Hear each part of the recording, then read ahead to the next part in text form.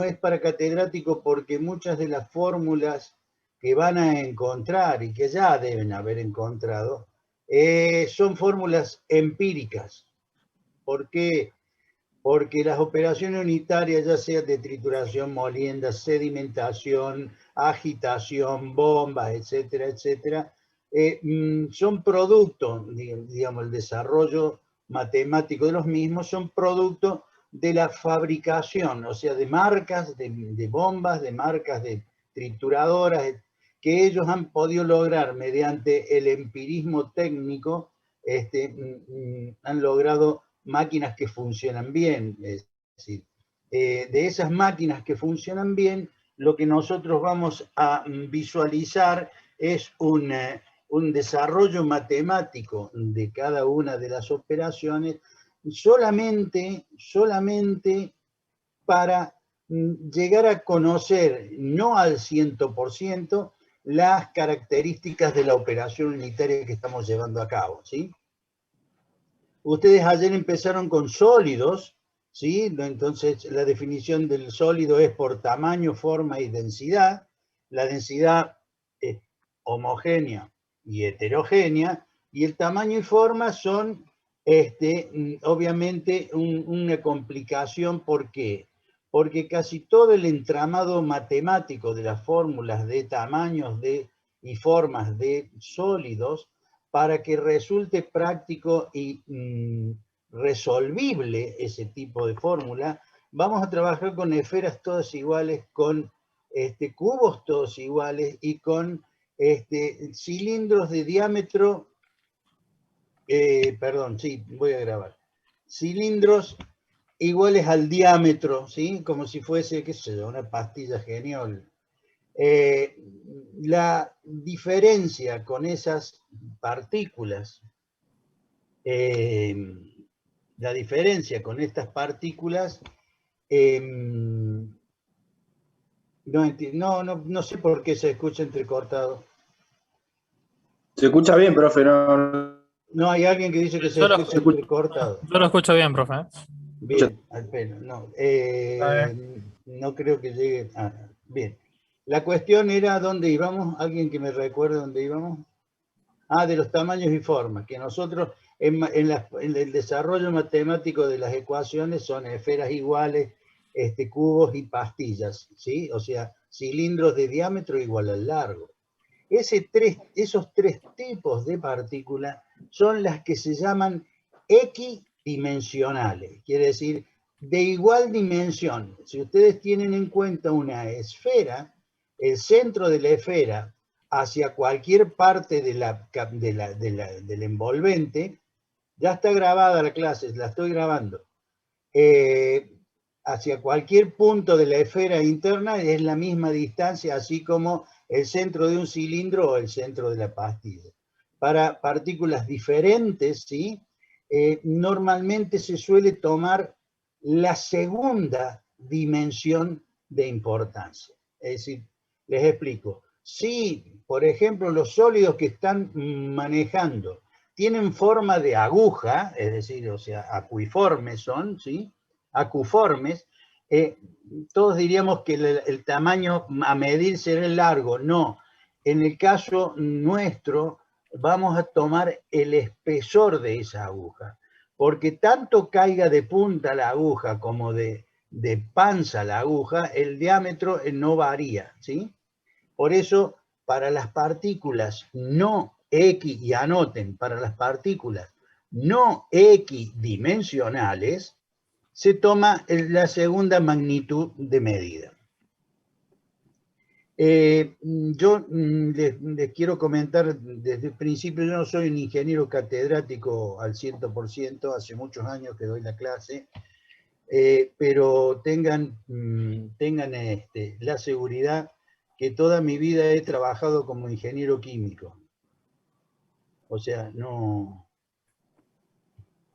leí libros antes que ustedes para decirle clase, por ahí leo alguno para darle algo ordenado. En casi todas las operaciones he intervenido en mi vida profesional, y como también yo estoy dejando de mi vida profesional privada,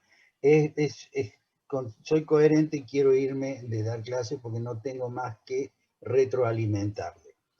La cuestión es que los tamaños y formas, es decir, hay tamaños o formas donde vamos a usar un término que se llama esfericidad, o sea que sería qué esfera equivale al pedazo de piedra que yo tengo en la mano, o sea, le quiero hacer tipo de esfera para que la fórmula me dé bien. Todas las fórmulas de operaciones unitarias 1 simplemente sirven para verificar hasta cierto punto el correcto funcionamiento de las mismas, ¿sí? Ustedes, los sólidos, nosotros lo vamos a utilizar mucho en lo que se llama, lo que son los rellenos de torres de destilación, las torres de destilación de relleno, lo que se llama soporte sólido de pinturas, lo que se llama, qué sé yo, hasta un polvo de leche chocolatada, ¿sí? O sea, todo depende de los tamaños, la densidad, la solubilidad que tengan los fluidos, etcétera, etcétera, etcétera.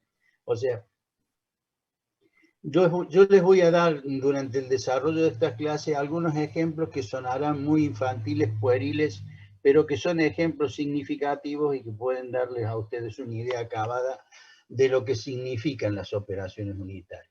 Las operaciones unitarias son una transformación de las materias con la entrega de energía, ¿sí? Es energía y cantidad de movimiento. Con respecto a los sólidos, ustedes ayer supieron de que nosotros los ingenieros químicos, ¿qué queremos hacer con nosotros? Lo queremos reducir, ¿sí? Lo queremos reducir, porque los manejamos mejor, porque ocupan menor volumen y a menor volumen más tonelaje, o sea, si yo tengo una piedra de 2 toneladas de 2 metros de diámetro, quizás ni en el camión me suben ni me entra, pero si la trituro, la muelo y la tamizo para separarla en distintos tamaños, puedo usar 2 o 3 carritos con los distintos tamaños del sólido triturado. La reducción de tamaño, y pongan esto por favor, que es pregunta de examen, la reducción de tamaño tiene un significante que es la creación de nueva superficie. O sea, nosotros cuando reducimos de tamaño un sólido, estamos creando nuevas superficies. Esa creación de nuevas superficies es superficie reactiva en el caso de que un sólido intervenga en una reacción química, puede ser para almacenarlo, etcétera, etcétera. O sea, el significado técnico y de la reducción de tamaño es la creación de nueva superficie. Ustedes saben que, y han visto 3 leyes que son las fundamentales, que básicamente cuentan lo mismo, porque en operación unitaria ustedes van a ver la fórmula de Pedro, la fórmula de Juan, la fórmula de José. Hay toda una cuestión de ego entre los que han estado trabajando en el desarrollo de fórmulas, y van a ver que está la ley de reducción de tamaño de Rittinger, que inclusive Rittinger estableció número, para cada sólido le dio un número de Rittinger. Después está la ley de Bond, James Bond, que no es James, es un primo, qué sé yo, la ley de Bond, y la ley de Kick, ¿sí? La ley de Kick, que cada una de ellas dicen en apariencia cosas prácticamente similares, que son de la reducción de tamaño, que el resultado de reducirlo el 80% pasa por un tamiz tanto, etcétera, etcétera, etcétera. Entonces la reducción de tamaño nosotros, y ya lo han visto ustedes con Piccioni, se realiza para piedras grandes, o sea, de 2 metros, desde 2 metros, la trituración primaria, ¿sí? Donde los ejemplos clásicos son las trituradoras de mandíbula y las trituradoras de martillos grandes. Hay trituración secundaria, esa trituración primaria genera cuando rompe la piedra, ¿sí? Genera cuando rompe la piedra un producto de 65, más o menos 65 centímetros de diámetro. lo toma si yo le describo un tren de trituración y molienda, con una cinta transportadora lo paso a una trituración secundaria, que ahí vamos a tener las trituradoras rotativas, las de martillos chicas y las de rodillo, y logramos productos de 6 centímetros, ¿sí? Y de ahí podemos llegar a pasarlo a lo que es la molienda, que ahí pasamos a, el ejemplo clásico, porque casi todos lo conocen, todos saben y han tocado o han visto la textura del cemento Portland, el que viene en bolsa, ¿sí? Ese cemento Portland, ¿sí? Es un sólido de malla 200, es decir, es un sólido que atraviesa un tamiz que diga Fabricio. ¿Fabricio? No, nada, profe, activé sin querer. Ah, bien. Profe, una Malla pregunta. 200, ¿cómo? Perdón, una pregunta. Sí, pregunten siempre. ¿Puede ir un poquitito más lento, así llegamos a tomar nota? Yo lo grabo, después se lo paso. ¿O no? Voy más Bueno, despacio. bueno, está bien. Profe, Sí, profe, ¿puede sí. prender la cámara aunque sea así lo miramos? Porque si no, el audio solo, un poco aburrido. Vos decís que soy feo, soy feo. Eso es lo No, que porque pasa. así miro la pantalla aunque sea. ¿Y estás mirando la pantalla? Sí, pero se ve todo negro. Sí, bueno, que estuve tomando mucho Ahí. sol. Estuve en Coconuts Graves, me fui a los cocos. Bueno, sigamos. Un sólido como el cemento Portland es un sólido de malla 200, ¿sí? El significado, que ustedes ya lo van a ver en la clase próxima con Pachu Pichoni, es que ese sólido pasó a través de un mosquitero, de un tamiz, que tiene 200 perforaciones por, y disculpen el término, por 25.5 milímetros cuadrados, es decir, tiene 200 agujeros ese mosquitero por pulgada cuadrada, ¿sí? Porque los tamices patrón para separar por tamaño partículas todavía están instalados con las medidas inglesas, ¿sí? Bien. El tren de tamizado, el tren de trituración molienda tiene tres operaciones unitarias básicas, que son las reducciones de tamaño, que son los transportes del sólido, porque pasando de una trituradora a otra va por cinta transportadora, y toda vez que sale el producto de trituradoras y molinos, caen en un tamiz. ¿Cuál es la función del tamiz después de la trituradora o del molino? Es verificar primero que estamos reduciendo, que el tamiz, que el molino está reduciendo al tamaño que yo quiero. Segundo, de la trituradora primaria dijimos que el producto es de 65 centímetros más o menos. No quiere decir que cuando la trituradora de mandíbula es como la mandíbula de los dientes nuestros, o sea, es decir, no solamente tritura mordiendo, sino que hace el raspado cuando nosotros tenemos lo que tenemos la mordida, ¿sí? O sea, nosotros mordemos y rasgamos hacia atrás el sólido. El molino de mandíbula cuando rompe esa piedra de 2 metros, no todo lo que resulta son de 65 centímetros, ¿sí? Hay piedras que se quebrarán más finas y que sería una pena pasarla por una trituradora secundaria, porque si ya tienen el tamaño de producto de la secundaria, entonces lo pasamos por un tamiz. El tamiz separa todo lo que sea 65 centímetros y lo manda al secundario. Lo que pasa por el tamiz del primario se junta con lo que pasa por el tamiz secundario, como producto de tamiz secundario, ¿sí? Entonces es una forma, el tamizado en los trenes de trituración, de auditar el funcionamiento de las máquinas y a su vez el de optimizar las energías. Recuerden que todo lo que es reducción de tamaño es energéticamente una porquería, porque normalmente en la jerga de los que venden las máquinas de trituración y molienda, la pregunta del millón es ¿cuántos kilovatios por tonelada ese equipo genera? ¿Sí? ¿Cuántas toneladas por kilovatio genera? Normalmente el rendimiento técnico de una trituradora o un molino, ustedes se pueden dar por satisfecho y ganar un premio mundial si pasa los 25%. Entre el 22 y el 23% es la efectividad de la trituración y molienda, porque todas las máquinas cuando reducen de tamaño no siempre lo hacen, sino hay choques, hay golpes fallidos, etcétera, etcétera. Así como cuando ustedes cuando ustedes han tomado un poco de más para Navidad y quieren triturar una nuez con un martillo, ¿sí? Es decir, por ahí le erran y el rendimiento de la trituración no es el mismo que si efectivamente le pegaran, ¿sí?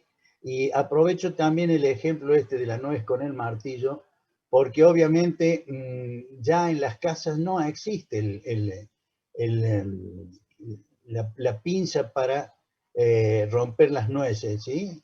Antes venían unas pinzas para romper las nueces, entonces se compra ahora o las nueces sin cáscara, o, che tío, tráete el martillo porque vamos a usar el martillo. Si golpeamos con un martillo, y más si se lo damos a un sobrinito inquieto, a la trituración, digamos, a descubrir las nueces, le pega fuerte y hay una distribución infinita de tamaño y no vamos a comer nueces, ¿sí? Mientras que con un cascanueces, ¿sí? Con un cascanueces, que es una pinza que viene especial, vamos a tener un tamaño, por lo menos 2 mitades de las cuales vamos a sacar algo de nuez de adentro, ¿sí? ¿Está claro? Vuelvo a repetirle, yo voy a dar ejemplos, si se quiere, idiotas y caseros, pero que son totalmente comprensibles y significativos para ustedes. Una vez que redujeron el tamaño, ¿sí? Logramos el producto. En el caso de las cementeras, un producto de 200 mallas, y en el caso de la cal también es un producto también similar. Las verificaciones que se hacen en los trenes de trituración y molienda se hacen a través de lo que se llaman, lo que ustedes van a ver, los tamices patrón, donde en los tamices patrón les va a dar el resultado un histograma de la distribución de tamaños que genera el equipo, y que si ustedes compran un equipo para que me dé un sólido de 2 centímetros y el histograma me dice que no hay mucho de 2 centímetros, algo debo hacer con el equipo, venderlo, cambiarlo y o optimizar su funcionamiento, ¿sí?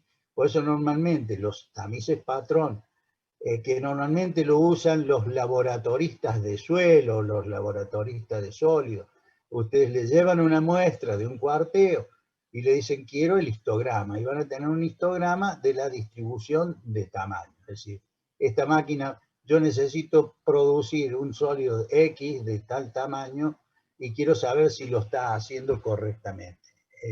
La única forma de saber si es correcto es a través de un ensayo con tamices patrón. Ese es un ensayo que vamos a hacer con un práctico el día que podamos hacer el práctico presencial. No, normalmente ustedes me han escuchado decir de un tren de trituración y molienda en seco, ¿verdad? En seco, porque en seco deben imaginar ustedes mucho ruido, deben imaginar ustedes mucho polvillo atmosférico. Normalmente, por ejemplo, las formas, los métodos de control, de instrumentación y control de un molino, ¿sí? Que es un gigantesco trozo de caño que adentro tiene un empedrado de hierro especial, y adentro tiene unas pelotas de distintos tamaños de hierro especial que al girar esas pelotas van triturando.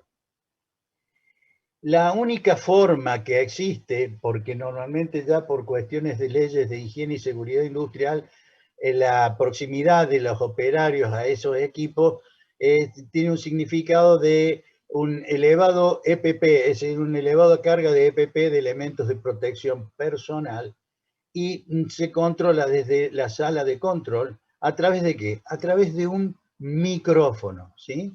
El otro día me comentaban de la fábrica Volkswagen, hay una fábrica, la fábrica más grande de Volkswagen en Alemania, todo el sistema de prensado de chapa está instrumentado y controlado por el sonido, ¿sí? O sea, hoy hay elementos de recabar información de la frecuencia de sonido que nos indican si el molino está empachado, o sea, tiene material de más, o está vacío, que tiene material de menos. Recuerden que casi todos los elementos molturadores, que se llaman, los elementos que van a triturar, los martillos, las bolas, las mandíbulas, casi todo ese material se gasta mucho, y son materiales que son de cromo vanadio o cromo molibdeno. Estos materiales son muy caros, son una aleación de acero muy cara, que tienen la característica de ser un material que mientras más lo golpeo, más duro se pone, pero obviamente sufre un proceso de abrasión que lo va desgastando. Las mandíbulas tienen una dentadura de ese material, el molino tiene un empedrado interno de ese material, las bolas son de ese material, los martillos son de ese material. Con lo cual, sí. No sé si le interesa, tengo un pequeño video de un molino de bolas de laboratorio. Si quiero le Póngalo comparto. si lo quiere poner. Si quiero lo comparto si le interesa. Dale. Me tiene que habilitar para poder compartir. Participantes. Permitir que se cambie el nombre. Compartir pantalla. Adelante. Ahí está.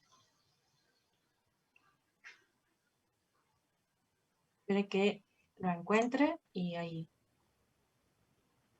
Sí, eso yo se los va a dar el Pacho la semana que viene, el lunes, pero es bueno que lo ponga, ¿sí?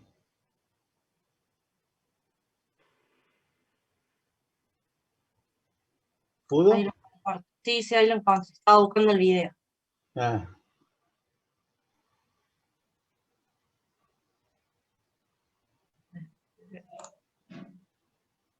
¿Se ve ahí? Ahí se ve, ahí se ve. Ustedes van a ver, y ese es un ejemplo, son más altos que largos. Ahí están las bolas de distintos tamaños. Cada fabricante le indica en una receta los kilos por cada tamaño de bolas que se debe cargar, ¿sí? Eso gira y esas bolas pegan. Hay una teoría que habla de que la bola debe ser por velocidad centrífuga arrastrada hasta un cierto punto y que caiga, que no quede pegada por velocidad centrífuga, ¿sí? Por aceleración centrífuga, sino que llegue a un punto, caiga y pueda triturar. Yo les comentaba entonces, hasta acá era seco, ruidoso, polvoriento, etcétera, etcétera. En Europa, particularmente, por cuestiones de espacios, ¿sí? Yo tenía un tío que era gerente de una cementera en Italia, y ellos usaban trituración y molienda en vía húmeda, ¿sí? O sea, entra un agua y sólido, ¿sí? Y termina siendo un fango, normalmente un fango diarreico, diría yo, que sería un fango al 60%, el cual podía tener el tamaño de los sólidos para después secarlo. Es decir, estaban muy próximos a la ciudad, con lo cual no podían usar uno en seco porque llenaban de tierra toda la ciudad. La cuestión es que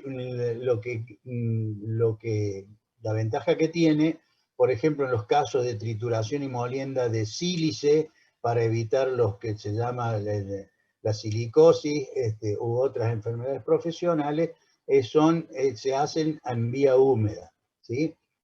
Hoy por hoy, un personal con silicosis sale mucho más caro que un secado del producto final que lo encarece, ¿sí? Bien. Una vez que ustedes tienen toda la trituración y molienda con el transporte, con el tamizado, van a tener que separar por tamaños, y eso es lo que nosotros necesitamos para el trabajo de la reactividad del sólido frente a una reacción química, la eficiencia como carga dentro de una torre de destilación de relleno, o dentro de, por ejemplo, en las pinturas, ustedes no lo ven, pero hay un componente sólido que suele ser cuarzo, finamente dividido, que el cuarzo provoca el brillo a la pintura cuando seca el solvente. ¿Estamos? Bien. Yo con esto le he dado un pantallazo de sólido, donde obviamente lo transportamos con cintas transportadoras, etcétera, etcétera, etcétera. Lo que vemos que ustedes van a ver el lunes, va a ser el tamizado como método de separación de sólidos en vía seca, prácticamente, pongamos que sea en vía seca. El método de separaciones hidráulicas de sólidos, la operación unitaria por excelencia de esa separación es la filtración, ¿sí? Quiero que ustedes se mentalicen con la máquina de café que tiene un filtro de papel, ¿sí? Donde vamos a ver que cuando los primeros chorros de agua entran, ¿sí?, se produce el café y se filtra rápidamente, y a medida que llega más agua y el café se moja, el grano de café se moja, cambiando la característica del filtro, demora un poco más, o sea, el chorrito que sale de la otra punta del filtro, o sea, el café, va disminuyendo con el tiempo. A ver, quiero mostrarles lo que es...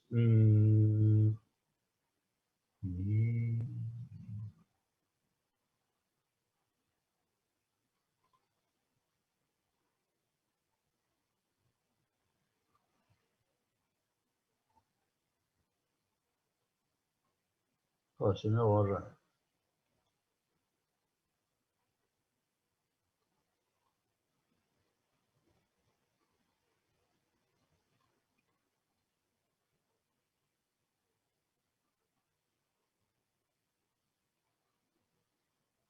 ¿Me siguen escuchando, sí? Sí, profe. Denme un segundo que busco, imagen.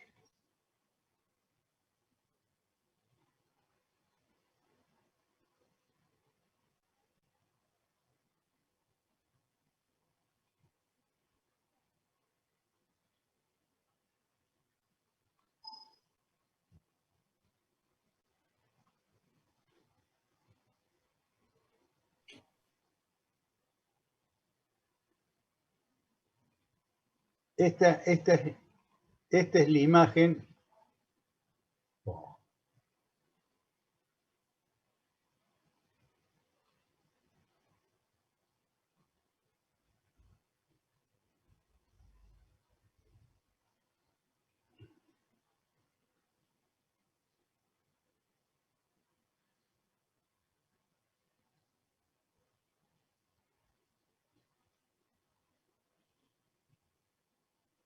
¿Cómo hago para sacar a la gente que está?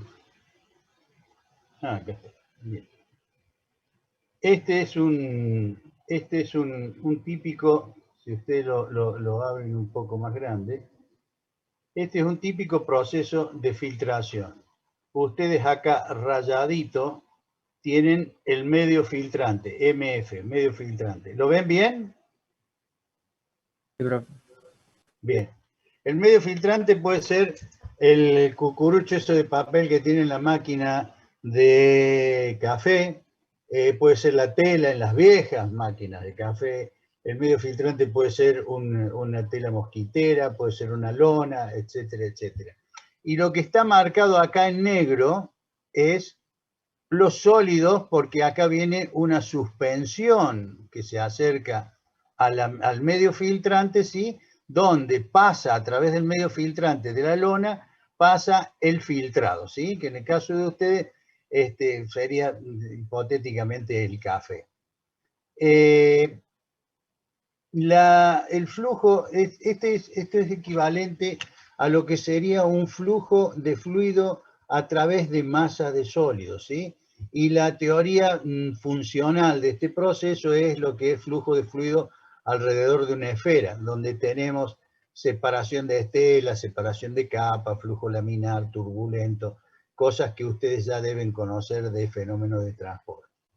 A medida que se va acumulando el sólido, o sea que va creciendo este sector de sólidos que se van depositando sobre la cara anterior del medio filtrante, ¿sí?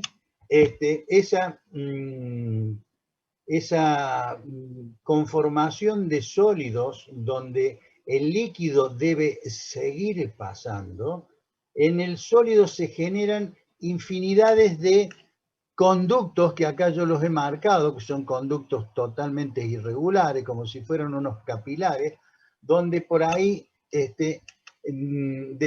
discurre el movimiento del fluido. Con lo cual ahí logramos separar el sólido en la cara anterior del medio filtrante y el filtrado sin sólidos en la cara posterior del medio filtrante. En las filtraciones puede ser útil el fluido, ¿sí? En el caso nuestro el café, ¿sí? Puede ser como producto de proceso el sólido, ¿sí? O puede ser ambos los elementos que nosotros necesitamos, ¿sí? Ustedes van a ver que todo proceso acá, esta gráfica está,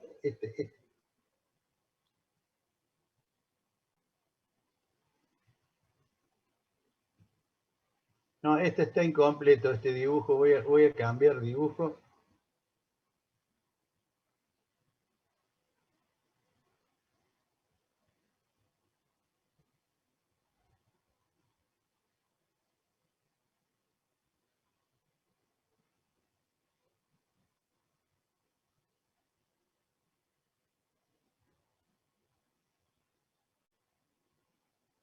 Ahí está, este es el completo. Es decir, normalmente nosotros debemos... Profe, perdón, yo Sí. no lo estoy viendo el dibujo. Yo tampoco. No se ve tampoco. Bueno, Se ven todas barras grises, profe, no hay nada. ese, ahora. No, me parece que es por la forma de compartir la pantalla. No, tampoco. Démenme un segundo.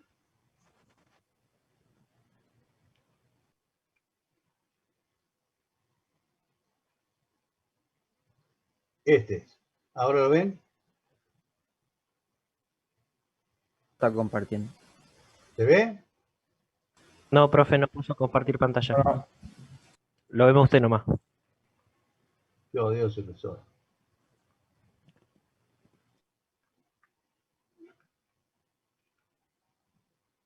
¿Lo ven ahora? Ahora sí. Ahora Sí, sí, sí, profe. profe. sí, perfecto. Bien, me siento que exitoso, pero sí. Entonces, vamos a hacer una descripción de las mañanas nuestras cuando estamos apurados. Cuando nos levantamos con tiempo necesario, nosotros cargamos la cafetera, nos vamos a afeitar, nos vamos a bañar, etcétera, y con la salida tenemos café caliente, humeante y rico, ¿sí? El día que nos levantamos tarde, nos bañamos rápidamente mal, no nos afeitamos, y la cafetera nos parece eternamente larga en generarnos un café.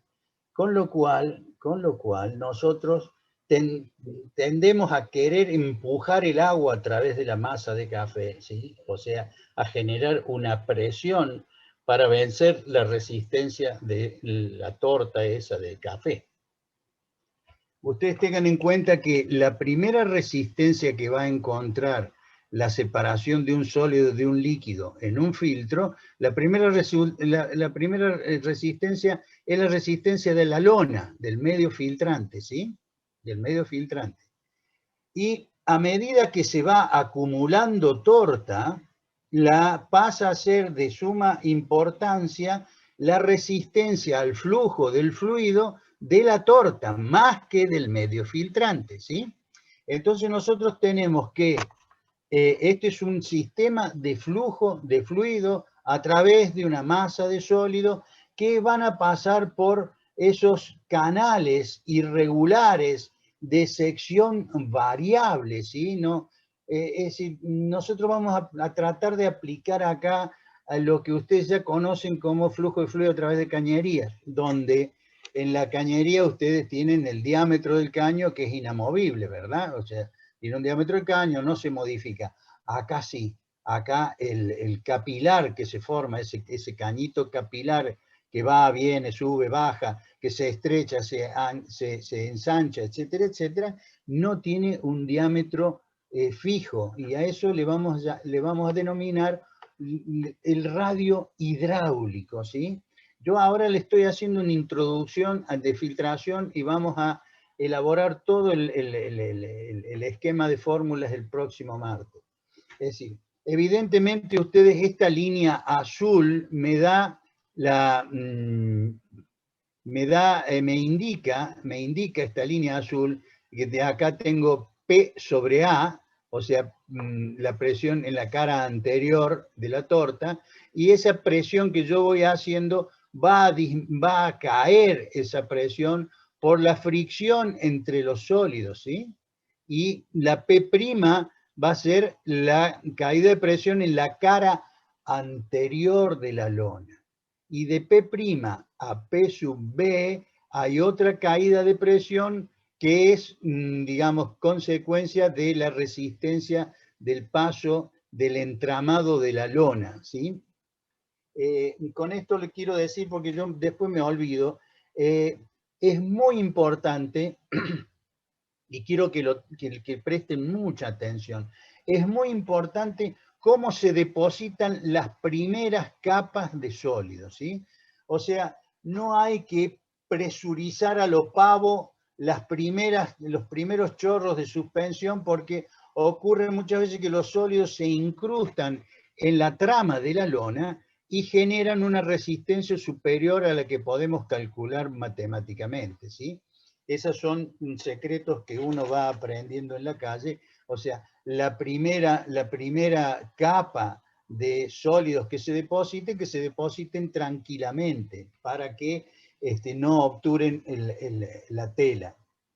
Eso significa que P2 menos P1 es negativo, o sea que hay una caída de presión. Siempre hay una caída de presión a través de la masa de un filtro. Es decir, el líquido, y vamos a desarrollar dos teorías.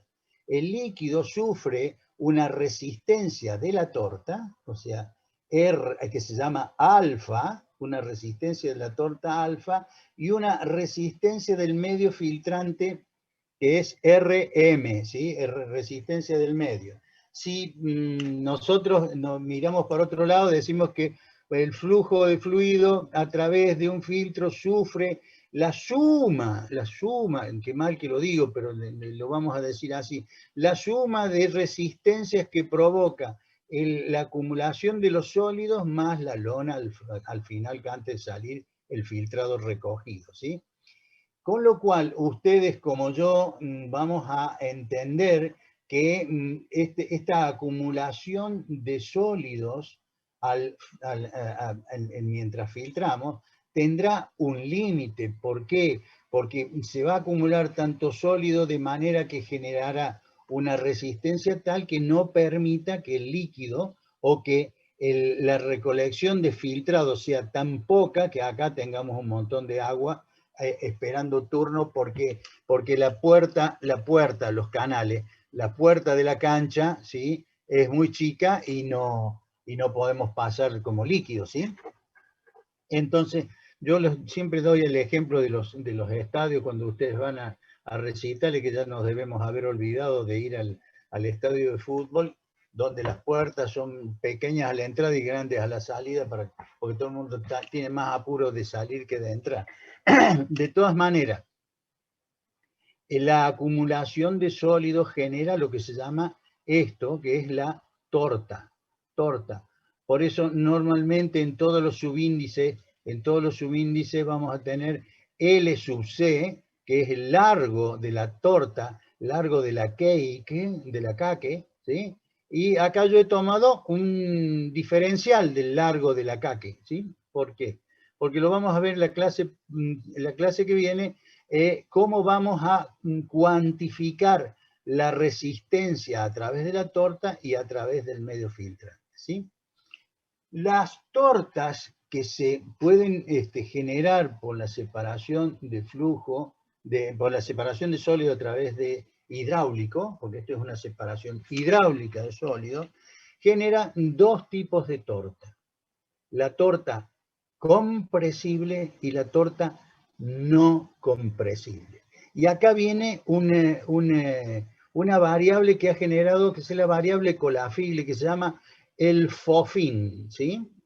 El fofín, es decir, algo fofo, es el hecho de que si la torta es muy compresible, los sólidos son muy fofos y es muy probable que con la acumulación de torta se expandan contra la lona y tapen importantes sectores del entramado.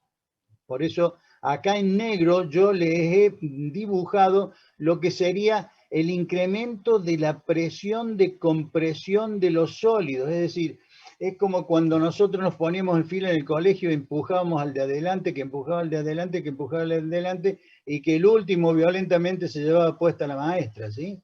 O sea que esta presión de compresión para las tortas compresibles, ¿sí?, compresible, la de los fofines, o sea que fofa, hace que tenga un límite menor a la filtración que nosotros tengamos de tortas no compresibles, ¿sí?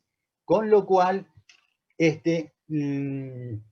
por ejemplo, donde yo he visto tortas muy compresibles, por ejemplo, en la filtración de aguas de aguas minerales para consumo humano, donde el agua trae algas, alguna conformación de algas, que obviamente las algas son muy fofas, muy fofines, y tapan rápidamente el entramado de la lona. Tanto es así que los filtros de esas empresas suelen tener colgado en la soga, como si fuera una casa de familia, muchas lonas que van lavando y van reponiendo más rápidamente que si la torta fuese no compresible. Casi el 90% de las tortas tienen algún tipo de compresibilidad, no existe, salvo, yo siempre hacía la diferenciación entre los fofos y sin ninguna connotación personal, por Dios, hasta eso hay que cuidarse hoy, y me parece correcto. Entre los fofos, yo decía, una torta compresible era un montón de fofines, fofos, y la torta incompresible era una reunión de fisioculturistas, ¿no es cierto? O sea, tratamos nosotros como flujo de pasar a través de los fisioculturistas, siempre va a haber un espacio para pasar, la resistencia de la torta va a ser menor en las no compresibles que en las compresibles. ¿Está claro hasta acá, por favor? Hola.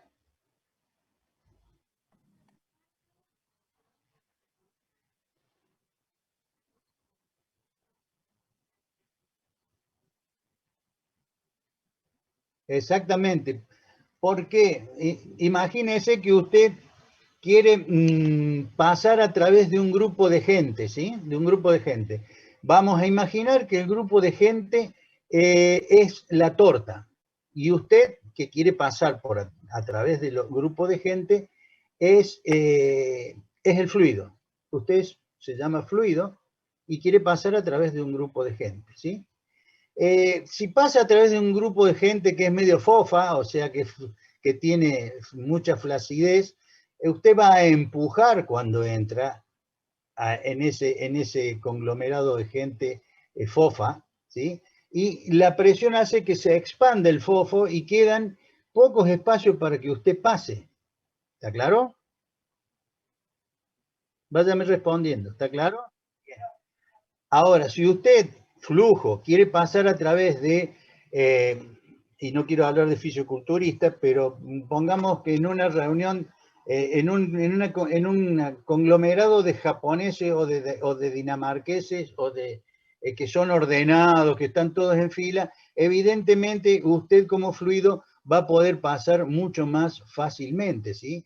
O que, para darle una idea más acabada, si todos son fisioculturistas, ¿no es cierto?, donde usted empuja y no va a lograr nada, pero normalmente hay espacios entre los fisioculturistas inamovibles donde usted sí puede pasar. ¿Está claro?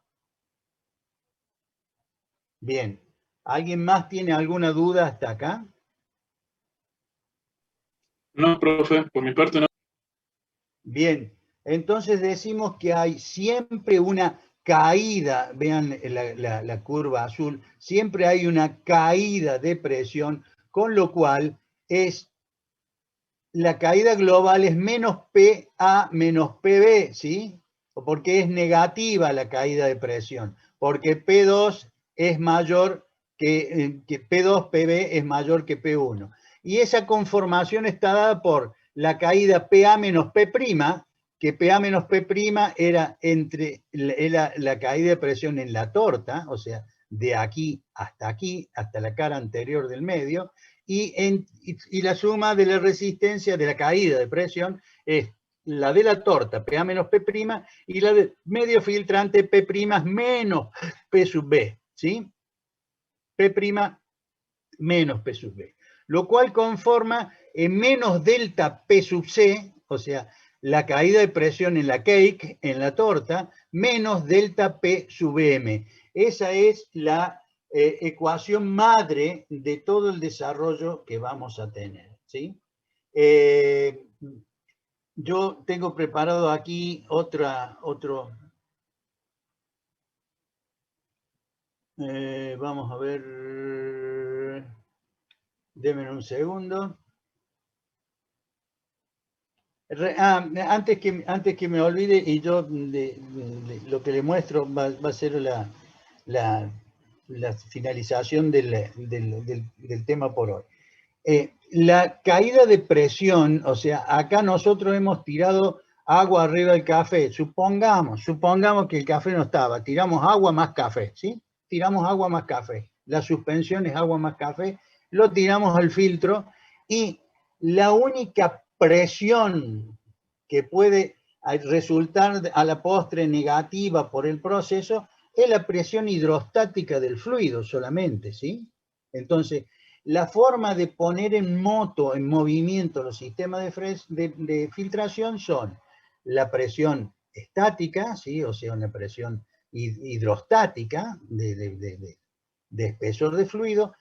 Podemos generarlo a través de un bombeo de líquido, o sea, bombeamos, la dirección del flujo de la suspensión viene de una bomba, ¿sí? Podemos hacerla por vacío, ¿sí? Por vacío, chupamos acá en vez de empujar del otro lado, y también lo podemos hacer por centrifugado. O sea, los elementos impulsores de la filtración son la hidrostática, la presión, el vacío y la centrífuga, ¿sí? Pregunta de examen normalmente porque nosotros lo que queremos es que ustedes no van a salir especialistas en todas las operaciones unitarias, porque como ingenieros de proceso ustedes deben tener el concepto y la idea de cada una de ellas, ¿sí? Si nosotros nos dedicamos en el garage de nuestra casa a hacer algún producto, sabemos que no vamos a poder fácilmente ir a JJJ a comprar una centrífuga o una centrífuga. ¿Y qué vamos a hacer? Y vamos a la casa de la nona a pedirle el poderoso, el chiquitín, el secarropa para usarlo como centrífuga, ¿sí? O un mezclador, usamos el lavarropa, etcétera, etcétera, ¿sí?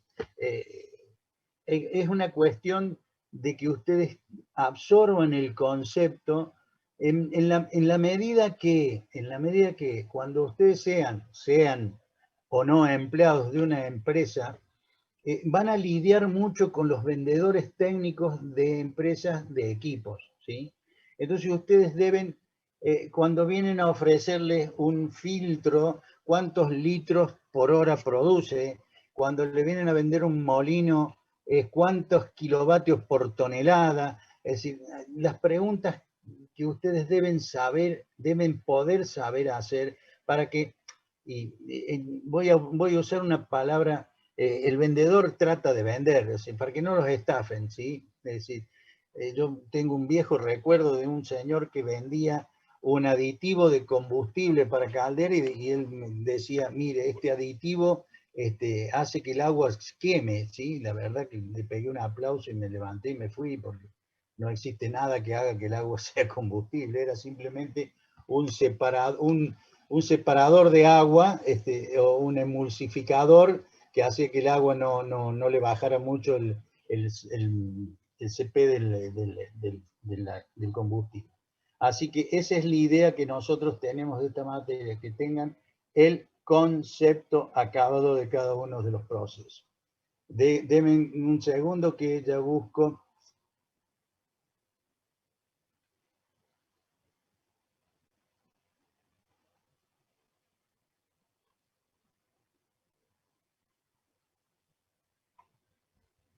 Oh.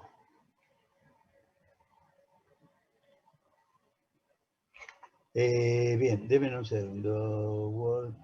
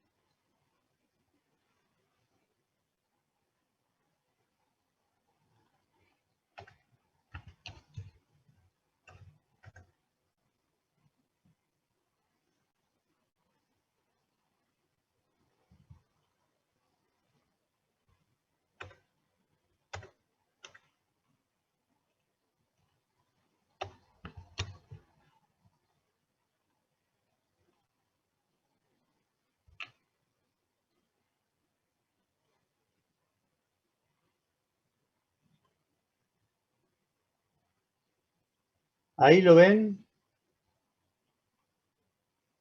Hola. No, profe, lo estamos viendo.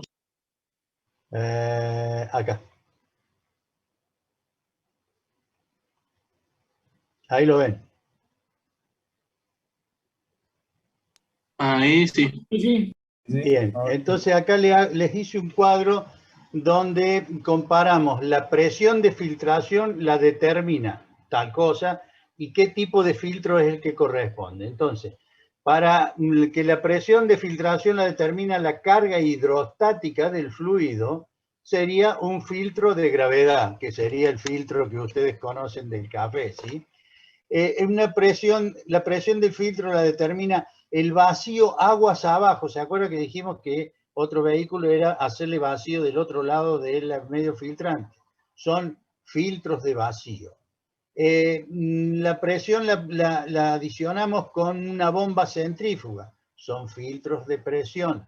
Y si usamos la presión centrífuga, son filtros centrífugos o hidroextractores. De los filtros de vacío, ustedes van a ver que tenemos discontinuos y continuos. El grafiquito donde yo les explicaba recién, obviamente, como pasa con su cafetera, es un filtro discontinuo, ¿sí? O sea, una vez generado en la torta y detenido el proceso, tenemos que quitar la torta, lavar el medio filtrante, reemplazarlo por otro seco, etcétera, etcétera. Mientras que hay otros que son continuos, que son, por ejemplo, pueden ser filtros de banda, etcétera, etcétera. Y con respecto a los de presión, los más conocidos son los filtros prensa y los filtros de cámara, que ya los vamos a describir en la clase que viene, ¿sí? Normalmente, y esto anótenlo bien, lo vamos a desarrollar en la próxima clase, cuando nosotros teníamos esto, ¿ustedes lo ven ahora? La ventana esta. No, profe. La gráfica anterior. No, profe. No. Ahí. ¿Ahora lo ven? Sí, ahora sí. Y ahora sí. Bien. Sí. Hay dos formas generalmente básicas, o sea, en el 99% de los filtros de formación de torta, ¿sí?, que se hace de dos formas. Uno que se llama a volumen constante modificando la presión y a presión constante modificando el volumen. Les paso a explicar. Cuando nosotros empezamos la filtración de formación de torta, dijimos que debemos cuidar las primeras capas, ¿sí? Debemos cuidar las primeras capas y recuerden muy bien lo que les dije ahora, cuiden las primeras capas, porque hay, y la vamos a desarrollar, una teoría donde el medio de filtración no es solamente la lona, sino que es la lona y las primeras capas que se depositan. Por lo tanto, si nosotros estamos filtrando con la ayuda a presión, o sea, hacemos un filtro de torta con presión positiva, o sea, con una bomba de lodos, ¿no es cierto?, que va empujando a una lona, el primer bombazo, que se llama en la calle, el primer bombazo lo damos cortito para que se depositen tranquilamente las primeras capas. Y después le damos masa, ¿sí? Entonces, nosotros vamos a bombear la suspensión en la cara anterior de la torta y vamos a ir aumentando la presión. ¿Para qué? Para que nosotros de este lado siempre tengamos el mismo caudal, el mismo volumen de filtrado recogido, ¿sí? ¿Cuándo vamos a parar? Vamos a parar porque el filtro es una caja negra que hemos leído el papelito del fabricante, que dice el fabricante, ojo, no lo pase de tantos kilopascales porque revienta la lona, se rompe. Entonces nosotros, mientras subimos la presión para mantener el volumen constante, que es la etapa de volumen constante a presión variable, la vamos aumentando, vamos a ir fijándonos en un manómetro que tiene. El manómetro mide la presión dentro del equipo y la aguja llega hasta un punto rojo y ahí para cacho que se rompe todo. Entonces detenemos el incremento de presión y ¿qué ocurre? Ahí queda una filtración a presión constante y empieza el chorrito a bajar, a bajar, a bajar, a bajar, a bajar, con lo cual se pasa a una variabilidad del filtrado recogido. Entonces, esto se lo tienen que grabar en la cabeza porque nunca me divierto cuando bocho a alguien, pero los termino bochando porque no se acuerdan. Filtramos primero a volumen constante, variando la presión, y después a presión constante para evitar que se rompa el filtro y que genera una recolección de filtrado que no es constante, que va disminuyendo. ¿Quedó claro lo que les dije esto? ¿Puede repetirlo, profe? Sí, profe. Bien, vamos a filtrar primero a presión, a volumen constante. Es decir, para que yo tenga acá la misma cantidad de litros por hora, yo debo aumentar la presión. ¿Por qué tengo que aumentar la presión? Porque se me va a ir acumulando sólido. Y al acumularse sólido, digamos, el fanning, por así decirlo, el fanning del líquido a través de la masa de sólido aumenta, con lo cual necesito más presión para la igual cantidad de líquido que sale, ¿sí? Para mantener igual cantidad de líquido que sale, debo aumentar la presión en tanto y en cuanto aumenta la resistencia del paso del fluido a través de la torta, porque se acumula más torta, ¿sí? Entonces, ¿cuándo paramos el aumento de la presión? Cuando leímos el manual del equipo que dice a los 5 kilopascales del manómetro, automáticamente párelo porque revienta todo. Evidentemente, lo que yo les estoy comentando es una antigüedad, pero es gráfico para que ustedes lo entiendan.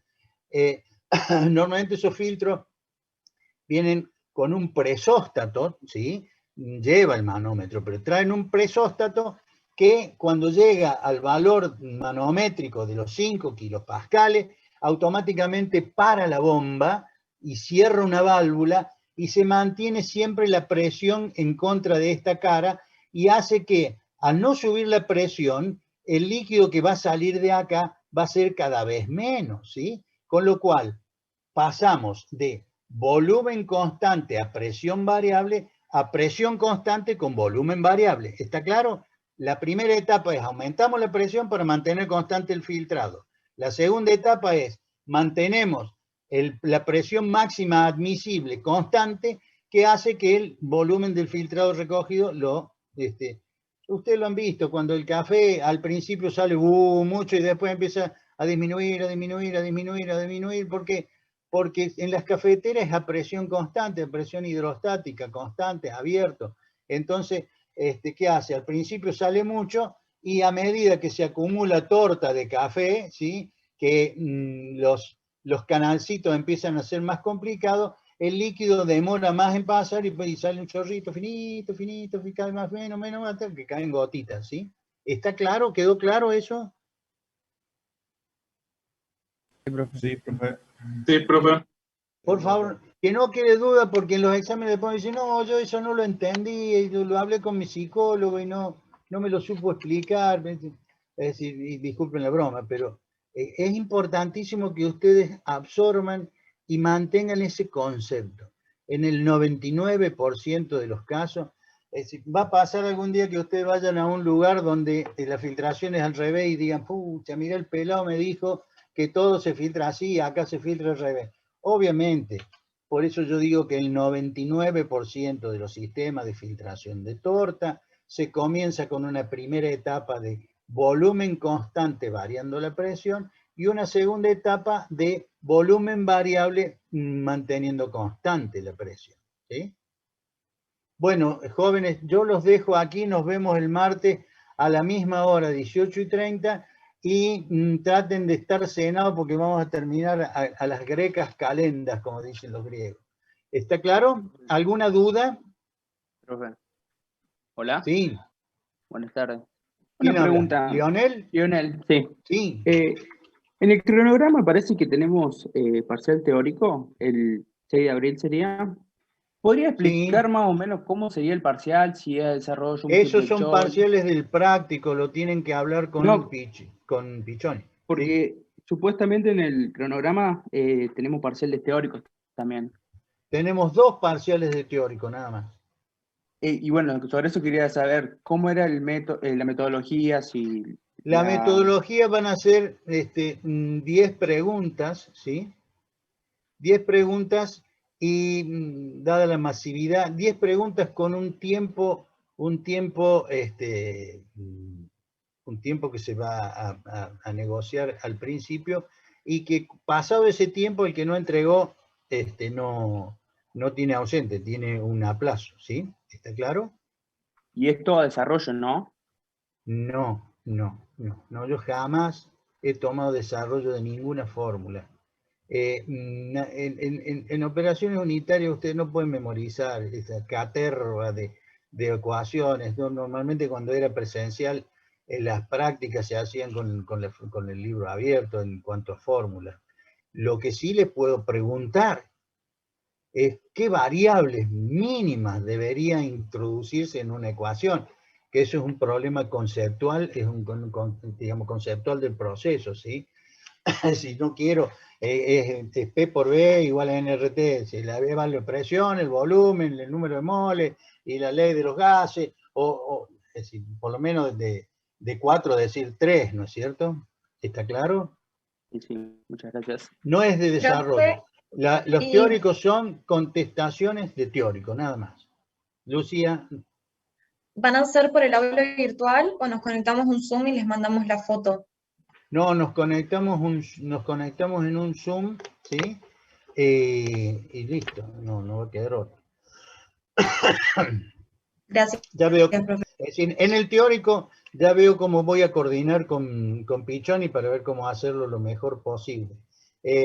Recuerden una cosa, esto es totalmente irregular. Yo debo decirles que estoy bastante molesto con este sistema, a pesar de que acuerdo que no hay otra forma, por el hecho de que muchas veces es un sistema injusto en tanto y en cuanto hay mucha gente, aunque pensemos que no, pero hay gente que no tiene computadora, o que tiene computadora y no tiene video, o que tiene computadora y no tiene audio, y eso a mí me angustia porque, digamos, junto con el hecho de no tener un contacto personal con ustedes, yo soy muy del contacto con la gente, me molesta. Lucía Corradini, ¿puede entrar en audio?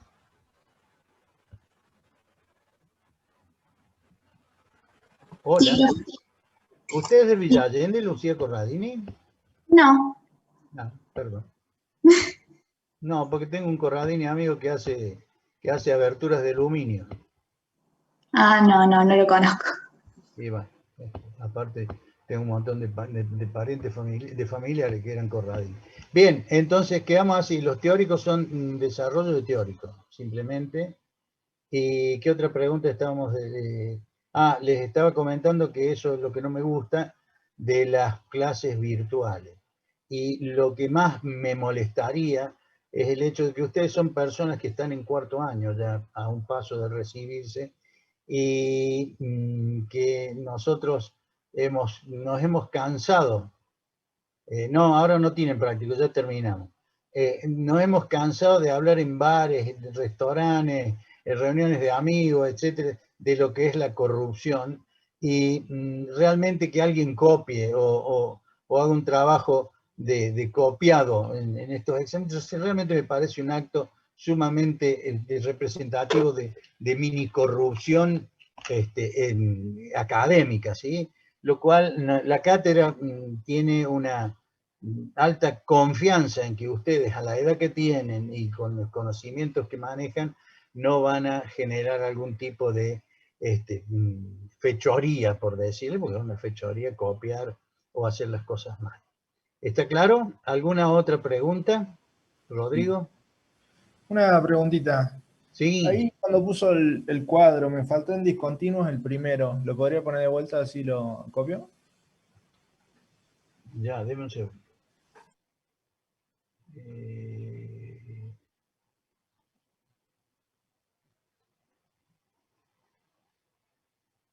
En los de vacío, discontinuos y continuos. Perfecto. ¿Usted, Profe, Shessel? Sí. quería consultarle, ¿qué bibliografía suele usar? ¿Por qué nos podemos Mire, guiar? la bibliografía que nosotros usamos, las operaciones unitarias, tengan en cuenta que no han sufrido en per se, como operación unitaria, grandes modificaciones o cambios, ¿sí? Pueden haber sufrido cambios los satélites de la operación unitaria, o sea, lo que es el control, lo que es la modificación de los impulsores, motores eléctricos, lo que es la modificación de tamaños, etcétera, etcétera, pero si ustedes consiguen el McCabe-Smith, ¿sí? Fundamento de operaciones de la ingeniería química, ahí está casi todo lo que se da aquí. Nosotros usamos distintos libros para hacer comparaciones de teorías, porque obviamente, como yo les decía, en las operaciones unitarias hay desarrollos que son el desarrollo de Juan, el desarrollo de Pedro y el desarrollo de Luis, que posiblemente llegan todos a la misma conclusión a través de distintas valoraciones del proceso. Nosotros usamos otra bibliografía que está, creo que les subieron ahí en el aula virtual, tienen el programa con la bibliografía, ahí está todo. Pero yo les digo, normalmente en los teóricos yo sigo, no a rajatabla, pero linealmente casi todo lo saco del McCabe-Smith, como diría. ¿Sí?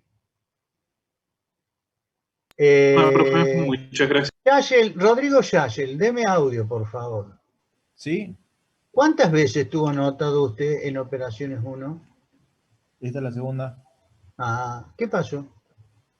Tengo tiempo ahora para recursarla, prefiero recursarla y rendirla mejor. ¿Pero que la recursó porque no pudo regularizar? ¿Porque lo boché muchas veces? No, la tengo regular. Ah, bueno. Como hace bastante que la regularicé, quería volverla a cursar para tener más fresco. Perfecto, jóvenes, ha sido un placer y nos vemos el martes, donde vamos a tener una intensidad bastante mayor a la de hoy, ¿sí? Que tengan ustedes muy buenas tardes y nos vemos el martes 18:30.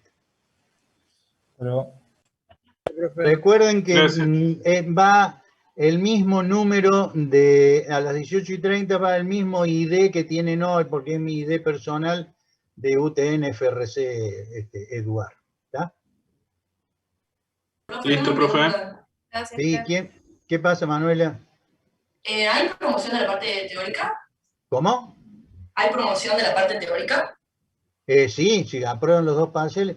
Eso no sé si, yo calculo que el lunes el ingeniero Pichoni les va a dar cuál es la modalidad de... Realmente Pichoni ha generado una serie de ecuaciones polinómicas para la determinación de notas que bueno, es muy elegante, pero es un despelote. Ustedes tienen ya está subido y explicado lo de promoción y regularidad. Sí, en la V está un archivo. En la V, Lionel Gatti. Y dice ahí todo. Lionel, ¿me da audio? Gatti.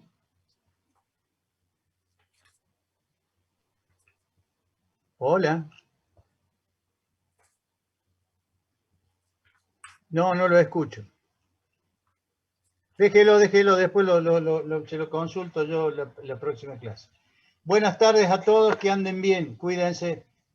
Buenas noches. Buenas noches. Buenas noches, profe. Buenas noches.